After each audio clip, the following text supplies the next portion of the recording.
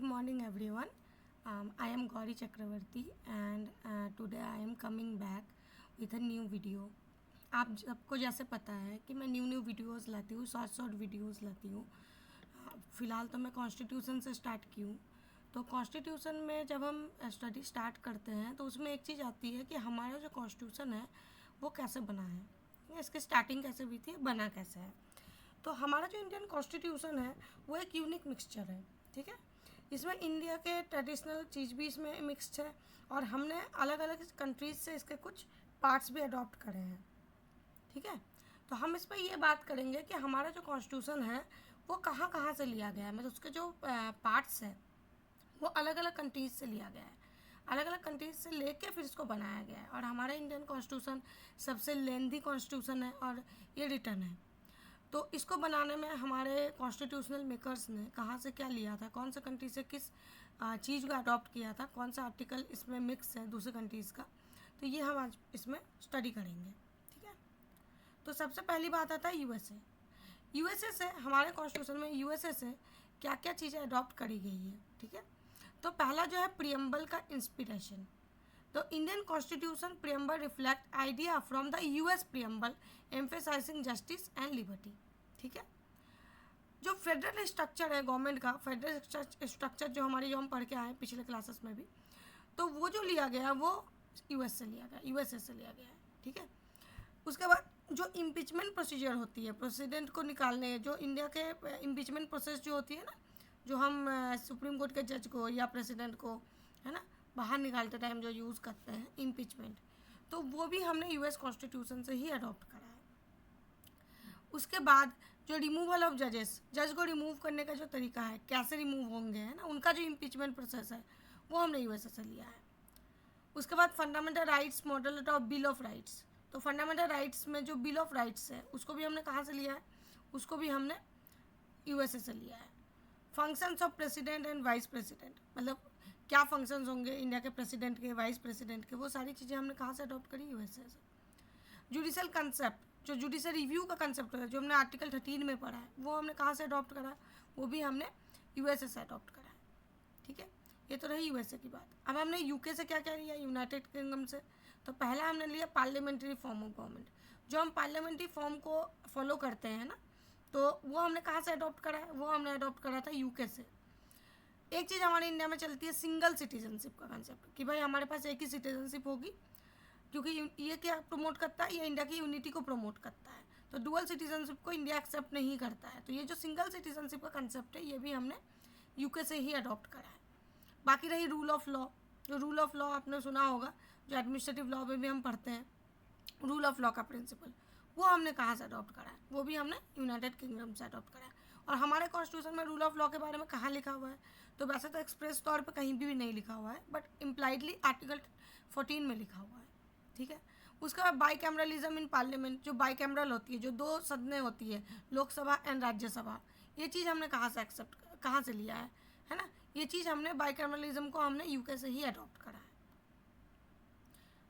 अब आगे है कि कनाडा और आयरलैंड से हमने क्या लिया है, तो quasi federal system from Canada. जो क्वासी फेडरल सिस्टम हम पढ़ते आ रहे हैं, पिछले मैंने वीडियो में भी बताया था, जो क्वासी फेडरल, तो ये चीज़ को हमने कहाँ से अडॉप्ट करा है, इसको हमने अडॉप्ट करा था कनाडा से. ठीक है, डिस्ट्रीब्यूशन ऑफ पावर. अब ये डिस्ट्रीब्यूशन ऑफ पावर जो था वो हमने कहाँ से एक्सेप्ट करा है. डिस्ट्रीब्यूशन ऑफ पावर मतलब कि जो पावर है वो डिवाइडेड होगी यूनियन और स्टेट में, है ना. तो ये हमने कहाँ से करा था, या कनकरेंट लिस्ट में. जो आपने पीछे देखा होगा, स्केड्यूल्स देखे होंगे, 12 स्केड्यूल्स है कॉन्स्टिट्यूशन में, उसमें जो स्केड्यूल नंबर जो 12 है, सॉरी जो 7 है, उसमें इसके बारे में लिखा गया है कि यूनियन लिस्ट में कौन कौन से मैटर्स जाएंगे, स्टेट में कौन से जाएंगे और कनकरेंट में कौन से जाएंगे. तो ये जो डिस्ट्रीब्यूशन ऑफ पावर है ये भी हमने कहाँ से अडॉप्ट करा है, कनाडा से अडॉप्ट करा है. ठीक है, अगला है residual power of the centre. जो रेसिड्यूअल पावर होती है, जो एक्स्ट्रा पावर्स होती है, जो बाकी रह जाती है, वो जो पावर की हम बात करते हैं, अब आगे क्लासेस में आप देखोगे, ये हमने कहाँ से लिया है, तो ये भी हमने वहीं से अडॉप्ट करा है. बाकी directive principle of state policies जो होती है, डीपीएसपी जिसको हम बोलते हैं, है ना, इसको हमने कहाँ से अडॉप्ट करा है, इसको हमने आयरलैंड से अडॉप्ट करा है. ठीक है, राज्यसभा का नॉमिनेशंस जो होती है ना, वो हमने कहाँ से अडॉप्ट करा है, वो भी हमने आयरलैंड से अडॉप्ट करा है. प्रेसिडेंट का जो इलेक्शन मेथड होता है कि प्रेसिडेंशियल इलेक्शन मेथड क्या होगा, इनडायरेक्ट होगा, इलेक्ट्रल कोलाज से होगा, ये चीज़ भी हमने कहाँ से अडॉप्ट करा है, आयरलैंड आयरिश सिस्टम से अडॉप्ट करा है। ठीक है, अब क्या है कि France and the government of India act, तो अब फ्रांस की बात करेंगे।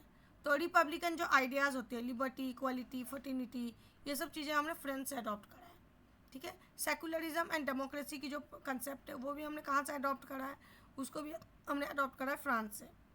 ठीक है, जो प्रोविंशियल ऑटोनॉमी होती है ना, डायरेक्ची, granting provisional self governance, central oversight, ये सब चीज़ भी हमने कहाँ से अडॉप्ट करा है, फ्रांस से। पब्लिक सर्विस कमीशन, जो पब्लिक सर्विस कमीशन होते हैं वो भी हमने कहाँ से अडॉप्ट करा है, उसकी रिक्रूटमेंट कैसी होगी, मेरिट बेस क्या होगा, ये सब चीज़ें हमने फ्रांस से अडॉप्ट करा है। Office of the governor, governor के ऑफिस में क्या उनके पास क्या पावर होगी, क्या वो नॉमिनल हेड होंगे, उसके पास क्या डिस्क्रिशनरी पावर होगी, ये सब चीज़ें हमने कहाँ से अडॉप्ट करा है, फ्रांस से करा है। जुडिशियल प्रोविजंस जो होती है, सुप्रीम कोर्ट और जुडिशियल रिव्यू का जो इस्टेब्लिश जो एक्ट है, ये सब भी हमने कहाँ से अडॉप्ट करा है, ये भी हमने आयरलैंड से अडॉप्ट करा है, सॉरी फ्रांस से। साउथ अफ्रीका एंड जर्मनी से क्या अडॉप्ट करा है, फ्लेक्सिबल अमेंडमेंट प्रोसेस, जो हम फ्लेक्सिबिलिटी के साथ अमेंडमेंट करते हैं, इसको हमने साउथ अफ्रीका से अडॉप्ट करा है। राज्यसभा का जो इलेक्शन सिस्टम है वो हमने कहाँ से अडॉप्ट करा है, साउथ अफ्रीका से करा है। जो इमरजेंसी प्रोविजंस होती है, जो इंडिया में इमरजेंसी लग जाती है ना, वो हमने कहाँ से करा है, वो भी हमने अडॉप्ट करा है साउथ अफ्रीका से। सस्पेंशन ऑफ फंडामेंटल राइट्स, क्या हमारे फंडामेंटल राइट्स सस्पेंड हो सकते हैं, जो हमने इमरजेंसी के टाइम पे देखा है कि हो सकते हैं, तो ये चीज़ें हमने कहाँ से अडॉप्ट करी है, ये भी हमने अडॉप्ट करी है साउथ अफ्रीका से और जर्मनी से। यूएसएसआर और ऑस्ट्रेलिया से हमने क्या लिया है, फंडामेंटल ड्यूटीज़, जो हमने यूएसएसआर से लिया है। ठीक है, जो आज के डेट में रशिया है उसको यूएसएसआर बोलते थे पहले, तो उससे हमने क्या कौन सा कंसेप्ट लिया, फंडामेंटल ड्यूटीज़ का। ये बहुत इंपॉर्टेंट है, ये कहीं भी एमसीक्यू में पूछ लेते हैं कि कहाँ से अडॉप्ट करा था। Freedom of trade and commerce का जो कंसेप्ट है वो भी हमने कहाँ से अडॉप्ट करा है, ऑस्ट्रेलिया से अडॉप्ट करा है। प्रियम्बल का लैंग्वेज एडप्टेशन, ये हमने कहाँ से करा है, ऑस्ट्रेलिया से करा है। जस्टिस आइडियल इन प्रियम्बल, जस्टिस आइडियल इन प्रियम्बल को भी हमने कहाँ से अडॉप्ट करा है, सोवियत कॉन्स्टिट्यूशन से, है ना, यूएसएसआर से। जो कंकरेंट लिस्ट हमने पढ़ा है, कंकरेंट लिस्ट में जो सब्जेक्ट्स उसमें आते हैं, ठीक है, उसको हमने कहाँ से अडॉप्ट करा है, उसको हमने अडॉप्ट करा है ऑस्ट्रेलिया से। ठीक है, जापान, अब जापान के बारे में क्या लिख रहा है कि प्रोसीजर इस्टेब्लिश बाय लॉ का जो कंसेप्ट है, the concept of procedure establish by law in Indian constitution, notably in article 21 जब आप पढ़ोगे तो पता चलेगा, ओरिजिनेटेड फ्रॉम जापानीज कॉन्स्टिट्यूशन। ठीक है, जो आपका procedure establish by law, law कैसे काम करेगा, प्रोसेस से, तो ये चीज़ हमने कहाँ से अडॉप्ट करा है, ये चीज़ हमने जापान से अडॉप्ट करा है। It mandates that no person shall be deprive of life and personal liberty, किसी भी इंसान को आप उसके लाइफ और पर्सनल स्वतंत्रता से डिप्राइव नहीं कर सकते हो, except according to the procedure legally enacted by the legislature. अगर आपने कोई क्राइम करा है तो फिर तो आपका हम लिबर्टी छीन सकते हैं, अदरवाइज नहीं छीन सकते, क्योंकि आप लॉ के अकॉर्डिंगली कोई काम कर रहे हैं तो फिर आप गलत नहीं है।